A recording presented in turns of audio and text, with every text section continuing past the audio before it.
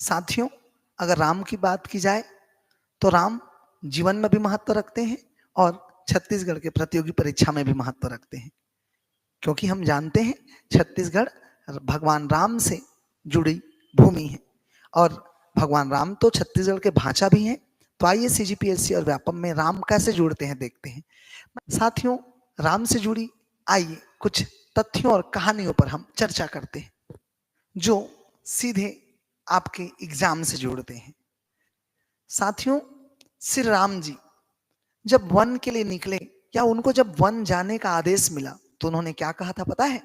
उन्होंने कहा, वन जाना, वन में रहना, ये तो मेरी सौभाग्य की बात है, क्योंकि मैं वन में जाऊंगा तो वहां मुझे अनेक ऋषि मुनियों का सानिध्य मिलेगा, उनको सेवा का अवसर मिलेगा, उनके उनसे ज्ञान प्राप्त करने का अवसर मिलेगा, उनके आश्रम में रहने का सौभाग्य मिलेगा। जी, तो राम ने ये कहकर खुशी जताई थी।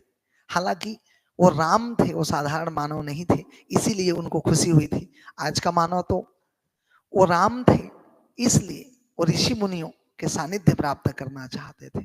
ठीक, और वन में रहे तभी तो राम से भगवान राम बने। आइए देखते हैं भगवान राम आपके सिलेबस, आपके परीक्षा से कैसे जुड़ते हैं। छत्तीसगढ़ में राम भगवान का आगमन हुआ तो जहां जहां छत्तीसगढ़ में राम भगवान के चरण पड़े या राम भगवान रुके, ठीक वहां पर चाहे भगवान का छत्तीसगढ़ में एंट्री पॉइंट हो या भगवान राम का छत्तीसगढ़ में अंतिम बिंदु, सभी जगह किसी न किसी ऋषि मुनियों का सानिध्य उनको प्राप्त हुआ। और आज एग्जाम में हम देख रहे हैं कि सीधे यहां से प्रश्न आ रहे हैं। ठीक,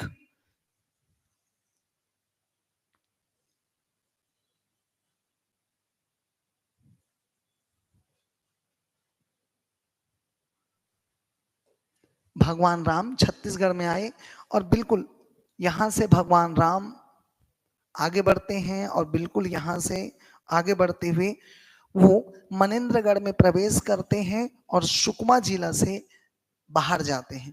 और आपको पता भी होगा छत्तीसगढ़ सरकार ने इन सभी परिपथों को जोड़कर राम वन गमन पथ बनाया है। खैर, हम बात करते हैं भगवान राम के छत्तीसगढ़ में सबसे प्रथम आगमन बिंदु है यहाँ पर, इसको हम बोलते हैं, इस जगह का नाम है सीतामढ़ी हरचौका। इस बात को ध्यान रखेंगे, छत्तीसगढ़ में राम जी का एंट्री पॉइंट, एक बात याद रखिएगा। और ये जो जगह है, ठीक सीतामढ़ी हरचौका एक नदी के किनारे बसा है और इस नदी का नाम है मवई नदी। मवई नदी इसका नाम है। और सीतामढ़ी हरचौका में माता सीता खाना बनाती थी और वहां सीता रसोई स्थित है। महत्वपूर्ण क्या है, भगवान राम यहाँ मिले थे किनसे? सीतामढ़ी में एक ऋषि का आश्रम है जो जिसका नाम है अत्रि मुनि। अत्रि मुनि का आश्रम है। अत्रि मुनि आश्रम कहाँ है आपसे पूछा जाए तो सीतामढ़ी हरचौका। भगवान राम का छत्तीसगढ़ में एंट्री पॉइंट कौन? सीतामढ़ी हरचौका।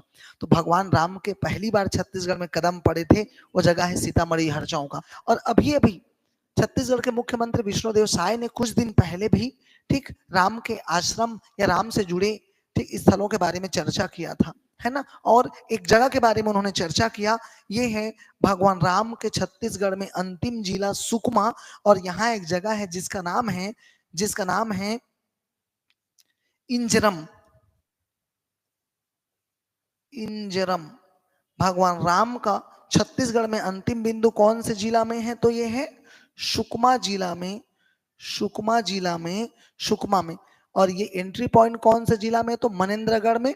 ठीक, Injaram is the last place, अंतिम बिंदु है। भगवान राम यहाँ रुके और पूजा किए और यहाँ भी एक ऋषि का आश्रम है।